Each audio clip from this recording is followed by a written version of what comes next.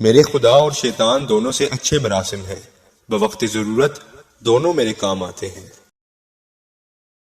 سب سے زیادہ سچ شراب خانے میں شراب پی کر بولا جاتا ہے، اور دنیا میں سب سے زیادہ جھوٹ عدالتوں میں مقدس کتاب پر ہاتھ رکھ کے بولا جاتا ہے۔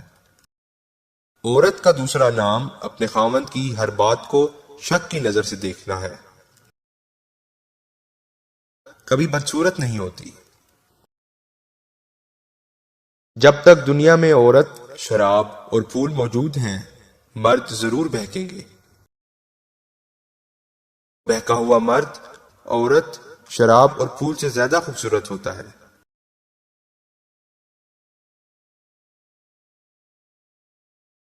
میرے الفاظ گندے نہیں، تمہاری سوچ گندی ہے۔ میرے الفاظ صرف ننگے ہیں۔ عورت اپنے شوہر کی کمائی کا زیادہ تر حصہ اپنے اوپر اس غرض سے خرچ کرتی ہے کہ دوسرے مردوں کی توجہ حاصل کر سکے۔ لوگ کہتے ہیں عورت راز نہیں رکھ سکتی۔ میں کہتا ہوں اگر عورت راز نہ رکھتی تو معاشرے کا کوئی مرد منہ دکھانے کے قابل نہ ہوتا۔ عشق ایک مرض ہے، اور جب تک طول نہ پکڑے مرض نہیں ہوتا، محض ایک مذاق ہوتا ہے۔ ایک عورت کے معاملے میں ہم صرف مرد ہیں اور بس۔ تہذیب و تمدن کی اور سوسائٹی کی چولی کیا اتاروں گا جو ہے ہی ننگی۔ میں اسے کپڑے پہنانے کی کوشش بھی نہیں کرتا، اس لیے کہ یہ کام میرا نہیں، درزیوں کا ہے۔ اگر یہاں پتہ چل جائے کہ کل قیامت ہے تو راتوں رات مسلح بھی مہنگی ہو جائیں گے۔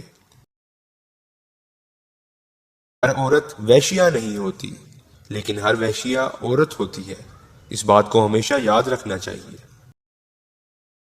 ہم عورت اسی کو سمجھتے ہیں جو ہمارے گھر کی ہو، باقی ہمارے لیے کوئی عورت نہیں، بس گوشت کی دکان ہوتی ہے، اور ہم اس دکان کے باہر کھڑے کتوں کی طرح ہوتے ہیں جن کی ہوس زدہ نظر ہمیشہ گوشت پر ٹکی رہتی ہے۔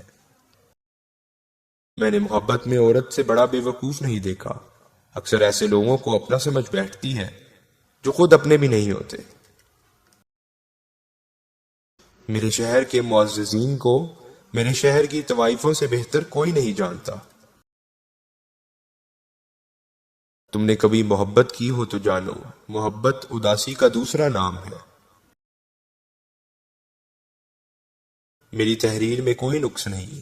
جو نقص میرے نام سے منسوب کیا جاتا ہے وہ دراصل موجودہ زمانے کا نقص ہے۔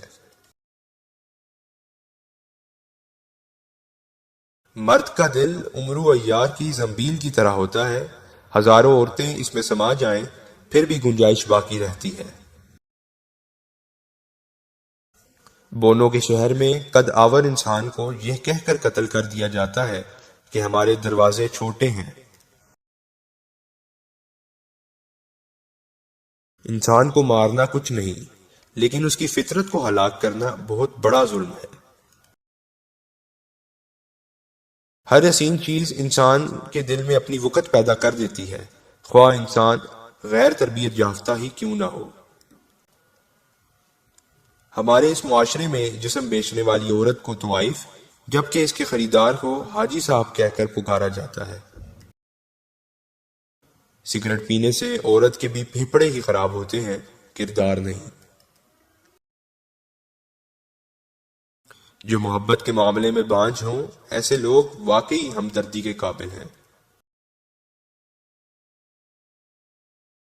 سچ پوچھو تو عورت اپنی خوبصورتی یا بدصورتی کے بارے میں کچھ نہیں جانتی۔ اس کی خوبصورتی یا بدصورتی کا فیصلہ کرنے والے ہم ہیں، یعنی مرد۔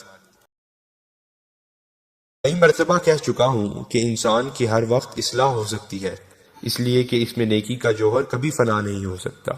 خطرناک سے خطرناک مجرم کے سینے میں بھی کسی کونے کے اندر نور کا ایک ذرہ ہوتا ہے، جسے اگر چھیڑا جائے تو اس کے سیاہ دل کو منور کرنے کا موجب ہو سکتا ہے۔ جس دن مرزا قادیانی کو اس کے اپنے ماننے والوں نے پڑھ لیا تو پڑھنے کے بعد انہیں پتا چلے گا کہ مرزا ملعون کس قدر غلیظ ترین اور بدبخت ترین انسان تھا۔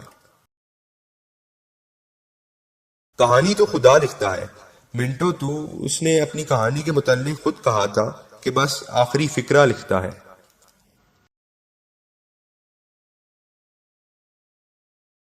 میں اس بات کا قائل ہوں کہ اگر عورت سے دوستی کی جائے تو اس کے اندر ندرت ہونی چاہیے، اس سے اس طرح ملنا چاہیے کہ وہ تمہیں دوسروں سے بالکل علیحدہ سمجھنے پر مجبور ہو جائے، اسے تمہارے دل کی ہر دھڑکن میں ایسی صدا سنائی دے جو اس کے کانوں کے لیے نئی ہو۔ اچھی یادوں کو دل میں ہی رکھنا چاہیے، ان سے لوگوں کو کوئی غرض نہیں ہوتی۔ عورت ایک ہی مرد سے بہت سی امیدیں رکھتی ہے، لیکن مرد بہت سی عورتوں سے ایک ہی امید رکھتا ہے۔